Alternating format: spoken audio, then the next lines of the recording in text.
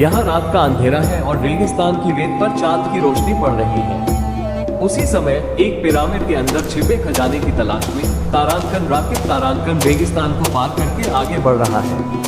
वो चुपचाप पिरामिड के प्रवेश द्वार पर खड़ा हो गया। चारों ओर सन्नाटा था, सिर्फ हवा की आवाज आ रही थी। उसने हाथ में मशाल जलाई और अंदर चला गया। अंदर घुसते ही उसे घुमावदार सुरंगों से गुजरना पड़ा। दीवारों पर प्राचीन मूर्तियां, अजीबोगरीब प्रतीक और अज्ञात भाषा में लिखी गई चीजें खुदी हुई थी। उसका दिल घबराहट से कांप रहा था, फिर भी उसका लालच उसे आगे बढ़ाता रहा। आखिरकार वो एक बड़े से कमरे में पहुंचा।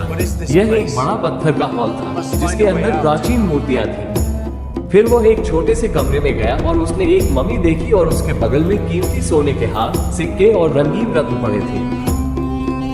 Yes, it's all mine. लालच में राकिब ने पागलपन की तरह उन सभी को अपने बैग में भरना शुरू कर दिया। उसे लगा कि यह धन उसकी गरीबी को दूर कर देगा। राकिब खजाने से भरा बैग लेकर पिरामिड से बाहर निकला और घर की ओर चल पड़ा। This gold is so heavy. तब तक रात खत्म हो गई थी और सुबह हो रही थी। जैसे ही उसने खजाना घर में रखा, एक अजीब घटना घटी। सोने के सिक्के कांपने लगे, गहने हिलने लगे। सोने का ढेर अचानक लाल आग की तरह चमकने लगा।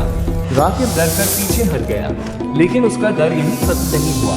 खजाने के अंदर से फुसफुसाहट की आवाजें आने लगी। ऐसा लग रहा था मानो फिरौन की शापित आत्मा बात कर रही है। राकिब का सिर घूमने लगा और उसकी आंखों के सामने भयानक भ्रम पैदा होने लगे।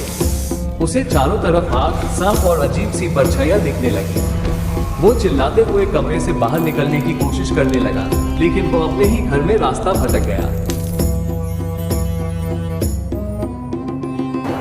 तब से राकिब कभी भी सामान्य जीवन में लौट नहीं पाया। आखिरकार गांव वालों को समझ आया कि पिरामिड की रहस्यमय शक्ति ने उसे जकड़ लिया है। धन दौलत के लालच में उसे सिर्फ एक अभिशाप मिला और उसी अभिशाप ने उसे हमेशा के लिए पागल कर दिया।